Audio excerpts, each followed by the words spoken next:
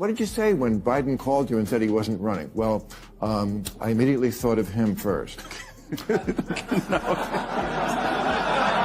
you didn't. You know, I mean, fracking. Dana Bash had her dead to rights. It's like, you said this. I have the quote. I'm reading it to you.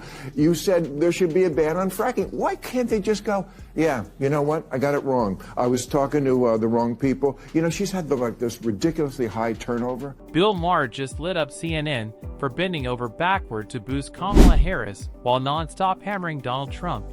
And trust me, the left is not going to enjoy hearing this.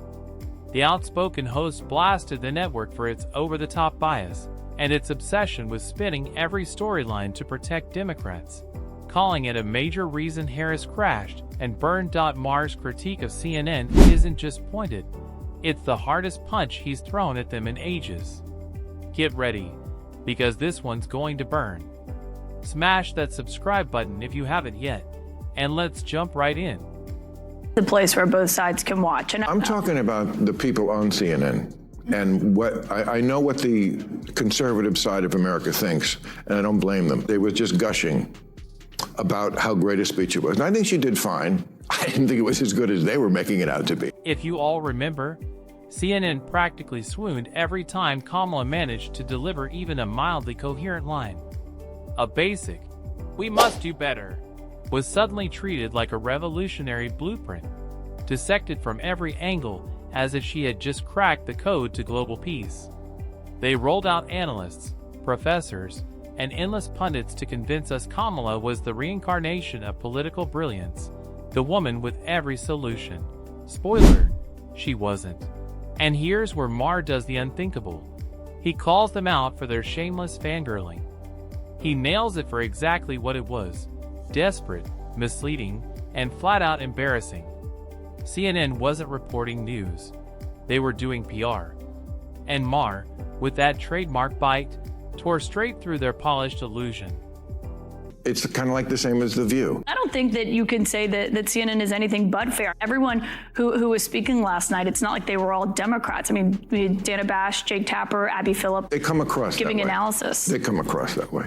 In a moment like that, it was like 5-1. It always looks like 5-1. Caitlin Collins, using her best "nothing to worry about" voice, tried to defend CNN by pointing out that they do cover Republican conventions and occasionally wheel out GOP guests on their shows. Nice try, but Maher wasn't buying it. He didn't deny conservatives appear. Exemplar reminded everyone that it's never a fair fight. It's always a stacked deck. 5 pundits to 1, with a lone Republican sitting there like live target practice. And then Maher dropped the hammer. He compared CNN's format to The View. Brutal. Yep, the network that prides itself on being a serious news authority is running panels that look a whole lot like a daytime talk show pylon, where one unlucky conservative gets outnumbered, mocked, and steamrolled by a liberal swarm. Conservatives do not trust CNN because it is so staunchly anti-Trump. He's not wrong, because they'll put on people like Adam Kinzinger or Anna Navarro, George Conway, and call them Republicans, or pretend that's being balanced by putting them on by saying, oh, see, these conservatives don't even like Trump.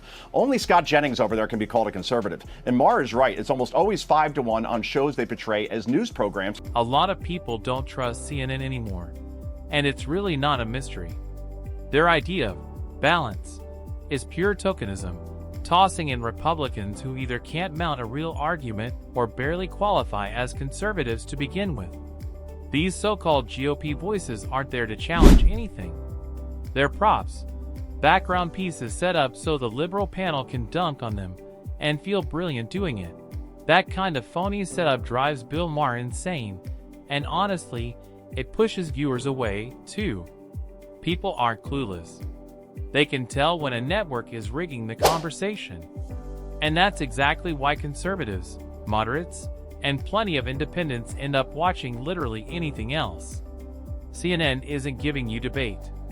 It's giving you theater. Have the time. Your answer is not, I do. If you, do you have the time? Right. Yes, it's 4 o'clock. Well, you have to understand that words don't always mean what they mean. And when Tim Walz said, like, the American people, I talk like they do. No, you don't. No, you don't. You're a Nobody sits huge around talking liar, about that. like all politicians are. I don't care, by the way. I've always said this about politics. They're all going to lie. They're politics. It's what they lie about. I don't give a what you did during the Iraq War. You were in the Guard. So I don't understand why they just can't. You're just insulting my intelligence. Bill Maher wasn't holding back, not even a little. He went straight for the jugular, calling out both Kamala Harris and Tim Walz for the blatant lies they slid into those cushy, kid-glove interviews. Walz, flashing that rehearsed politician smile, has been caught stretching the truth or outright inventing it about his role in various political and even military situations, all part of his desperate attempt to brand himself as some seasoned, battle-tested statesman. And Kamala, she's got her own highlight reel. She confidently claimed she'd been to the border when she hadn't gone anywhere near it. Then her team tried floating another fantasy, that she wasn't on Joe Rogan's podcast because Rogan supposedly wouldn't have her. Maher didn't buy a single word. He sliced right through the PR fog, calling out the sheer dishonesty on display. To him, this isn't normal politics. It's manufactured credibility, propped up by a media that refuses to challenge any of it. I mean, Dana Bash had her dead to rights. It's like, you said this. I have the quote. I'm reading it to you. You said there should be a ban on fracking. Why can't they just go, yeah, you know what? I got it wrong. I was talking to the wrong people. You know, she's had this ridiculously high turnover. Like 42 of 47 people as vice president are gone. Just blame it on them. You know why these assholes are gone? Gave me the wrong information on fracking. That's vintage Kamala Harris. Sidestep the question, redirect the blame, and hope the audience isn't paying close attention. It's basically her political signature move. Take fracking, for example. She flat out lied about her earlier stance, casually rewriting her own history the moment it stopped being convenient. And then came the legendary word salad moment, a true masterpiece in the art of saying absolutely everything and nothing at the same time. When asked what she could do better than Joe Biden, she didn't offer a bold plan or even a coherent idea. Instead, she launched into one of the most baffling rambles ever aired on television. A mashup of loose fragments delivered as if they meant something, but they didn't. Maher couldn't resist highlighting it because it sums up Kamala perfectly.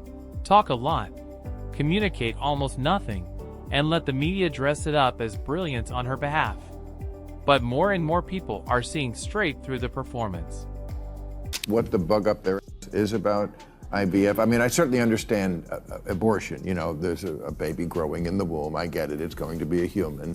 Doesn't bother me, but yes, it is. Again, doesn't bother me that it is. You're not supposed to mess with that. That's what many people think. You're supposed to let. Oh, I see. Great man upstairs. Oh, yeah, it goes back to that It goes back to that stem cell debate that George Bush had. Yes. Remember? It goes like the Terry Schiavo. It's just like life, laugh. Right. We support laugh. Bill Maher is dead wrong on this one, and it's not even close.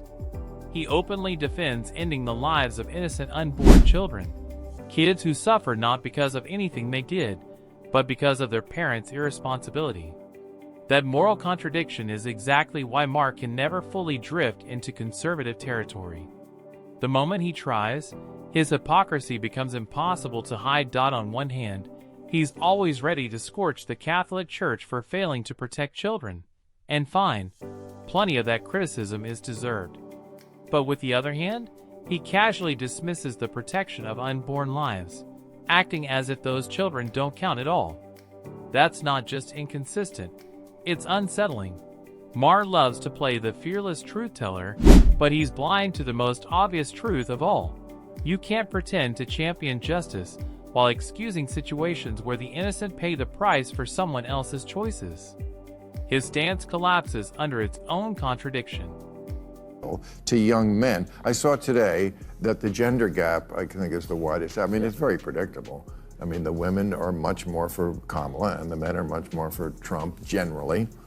But it's not predictable if you look at past elections where voters under 30, generally men and women, went for Democrats. This is remarkable. I think to explain it... Wait, you're talking about under 30? Yeah, the under 30 What's going gender on gap. there? It's very different than past elections. So in 20... Bigger? Much bigger. Kamala Harris is losing young men fast, and it's no surprise. Democrats spent years pushing narratives that left men feeling ignored and unwanted, and Harris never adjusted. When she had the chance to reconnect by choosing a younger, energizing VP, she picked a safe older option instead. Trump did the opposite, choosing a younger running mate and signaling that he actually values young men. That contrast is exactly why Harris is bleeding support from a demographic Democrats can't afford to lose. Young men and young women voted for Joe Biden at roughly the same rate. Over the last 4 years, and now with Kamala Harris, young women are voting for Kamala Harris at that same level, if not more. Kamala Harris has barely moved the needle with young men. They have gone more toward Trump. There's a lot of reasons for that. I think Trump has exploited culture war stuff.